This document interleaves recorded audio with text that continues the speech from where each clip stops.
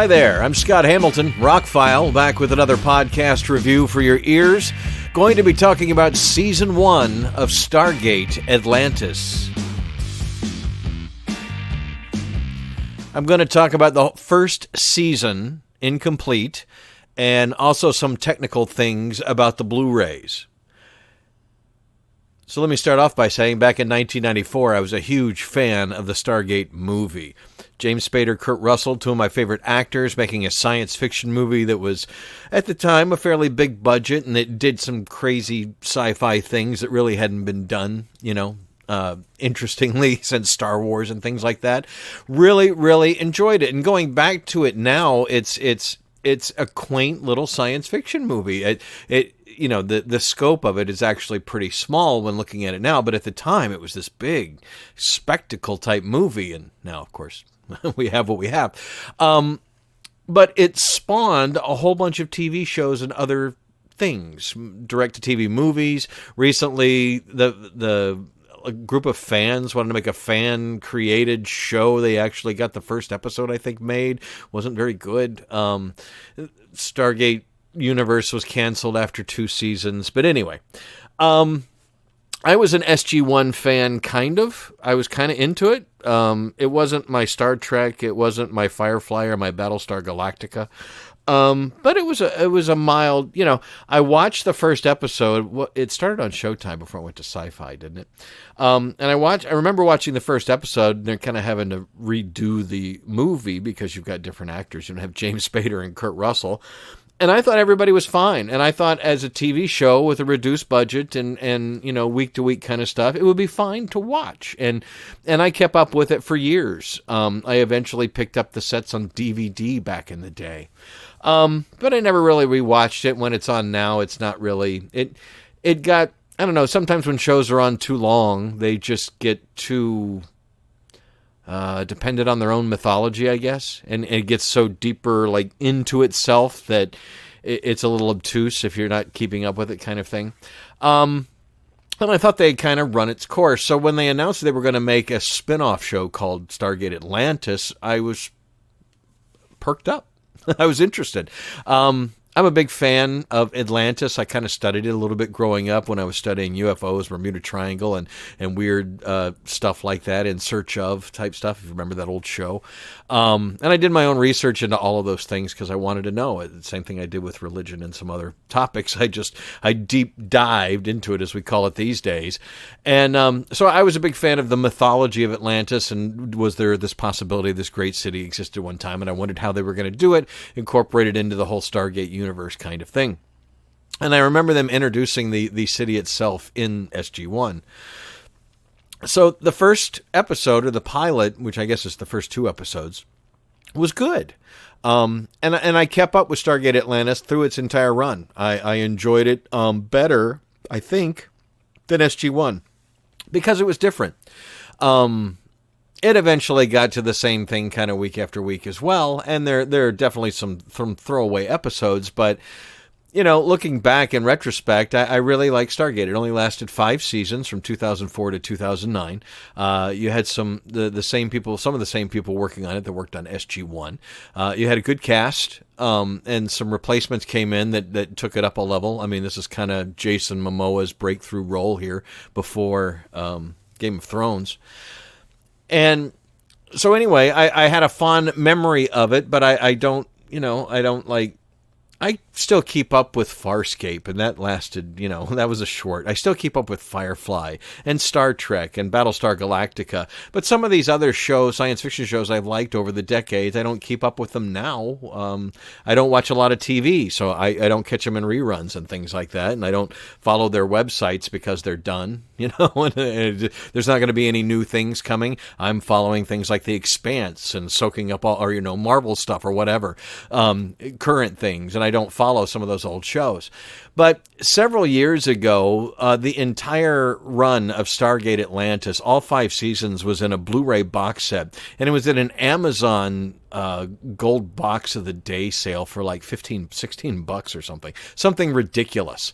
And I'm like, 100 episodes, 5 seasons of a TV show for $15 on Blu-ray. I'll take it, and it's been sitting in a box forever. And I always plan that, sometime I'll have some time to rewatch it and kind of reevaluate the show. As now I'm doing podcasts and things, it just seemed like the right idea. So I came across it in a box a few weeks ago and I started watching it. And it's a surprisingly solid, good sci-fi show. If you've never watched anything Stargate, you can kind of climb on board with the first episode. They'll get you up to speed a little bit. You should probably watch at least the original movie to know what's going on with the Stargates and all. But it does what you really want a sequel or a spinoff to do. It becomes its own thing. It doesn't feel like SG-1. It doesn't feel like the movie. It definitely feels like its own thing. Joe Flanagan and Tori Higginson are the stars.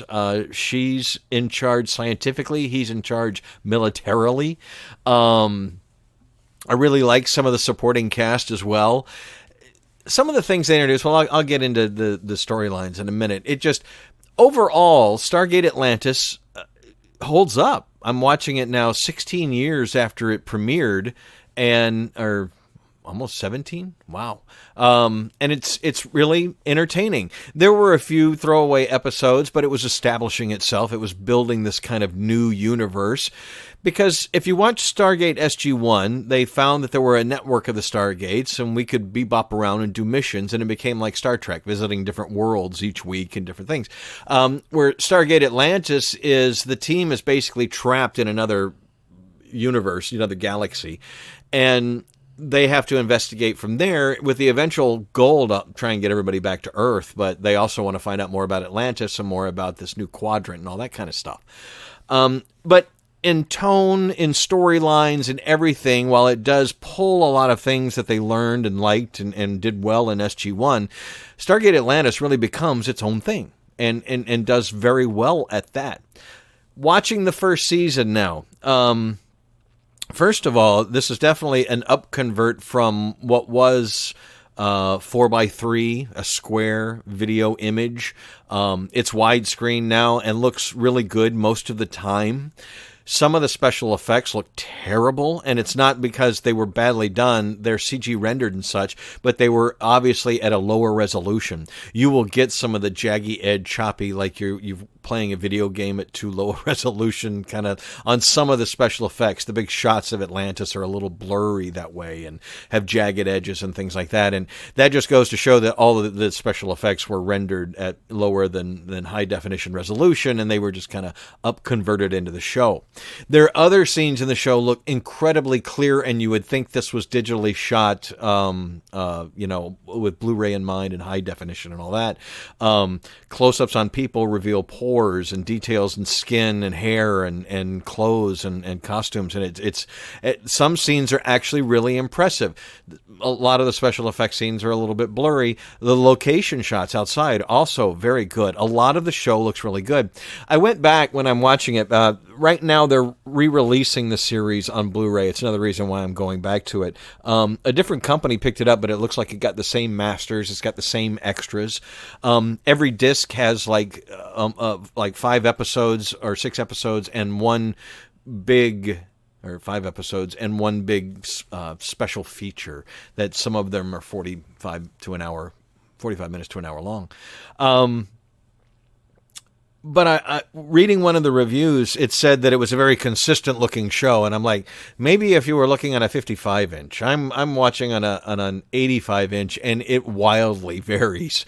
It is not consistent through the whole thing. Well, like I said, it is worth the upgrade for sure. It certainly looks better than it did originally on TV back in 2004. And some of it looks really good. Modern, clear, sharp, impressive. Some of the special effects, not so much. Some of the other stuff, the special effects that are in camera, the makeup effects and stuff are all pretty good. They spent a decent amount of budget on this show.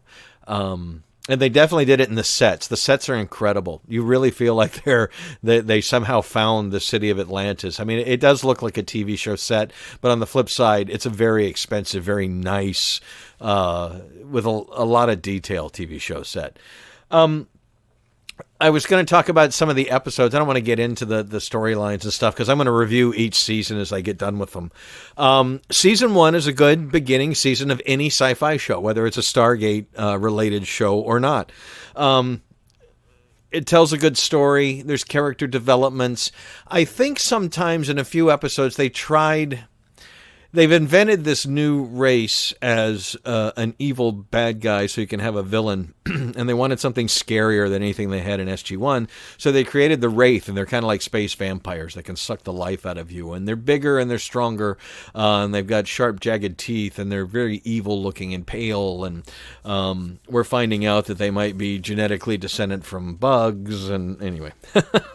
It is a science fiction show, kids.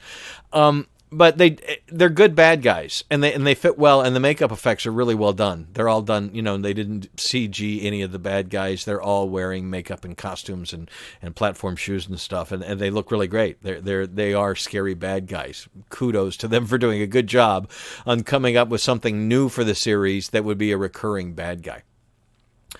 But they make some of the characters do some things that, well, if you've made it this far in the military and you've been picked to go on this top secret mission to go into another galaxy and check out Atlantis, you probably don't have some of the personality issues that they give a couple of the characters who are very outspoken and loud and bitchy. Now, one's a scientist guy, and I get that works, but another guy is military. And he, by this point in his career, he should have figured out you don't do that. You don't question the guys in charge, first of all, and you certainly don't speak out of turn and that kind of thing. And it's not very military of a couple of the characters and the things they do. But I realize from a TV show standpoint, they're trying to inject some more drama and some conflict into the show. But in all honesty, they've created some alien races. The Janai are one race that appear to be a little backwards, and it turns out they're pretty modern, and they're also pretty sly and not very nice people. And they're good foils, good bad guys for the characters. And we come into we meet some other races that are maybe good guys and maybe bad guys, and that's explored in later seasons. But it just feels like sometimes they take some characters that we would have really liked, and they kind of turn them a bit and kind of turn them into that troll, that internet troll you don't really want to deal with. And I just felt that was kind of... It just was unnecessary. Again, I know what they were trying to do, but anyway, that's really the only complaint about it. It's a good TV show. It's a good sci-fi show. It's not Expanse or Battlestar Galactica level, but just under that, it would be my go-to before SG-1 because they get into some moral quandaries and some interesting conversations that TV shows don't usually. And yeah, you've got the sniveling doctor who's a coward, but he winds out winning in the end or pulling it out. And it'll be interesting to see what happens when Jason Momoa joins the cast in the next. If you're not familiar, he joined Stargate Atlantis, and it was kind of his breakout role before he got the role in Game of Thrones. And it changes the dynamic quite a bit on the show.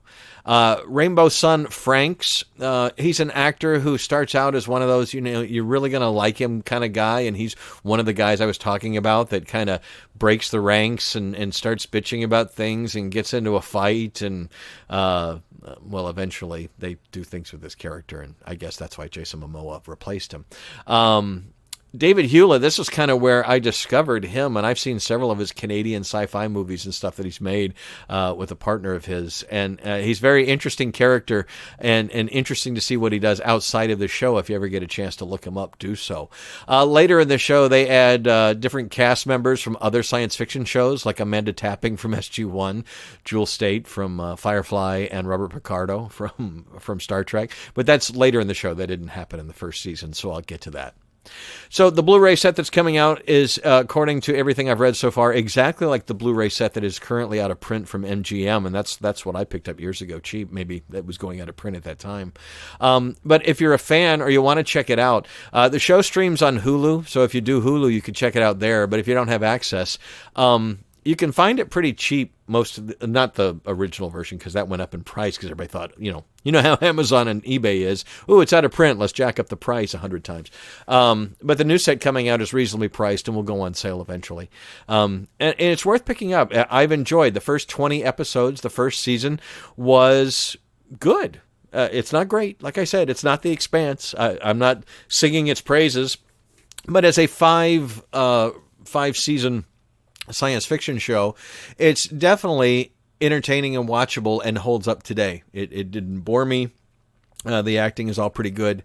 The special effects are what they are for a TV show from 2004. But it does look good on Blu-ray and sounds great. Really good. The sound is actually excellent. So if you want to check it out, I highly recommend it. It's weird to talk about this show being as old as it is. It just seems like it was out just a few years ago. But yep, debuted in 2004. Wow. Anyway, I'll get to season 2 when I'm done watching the 20 episodes or so I'll let you know about that. But in the meantime, check out my other podcasts. They are also now uploaded to YouTube. I don't know if I mentioned that.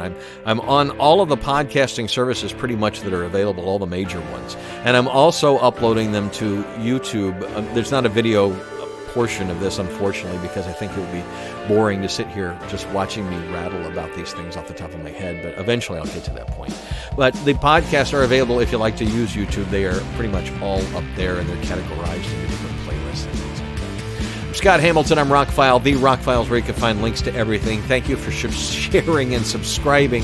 Why does that catch me up every time? Probably because I don't have it written down. I'm just saying it. But sharing and subscribing, very, very important in modern times to help us build an audience. Thank you so much for listening. Really, really appreciate it.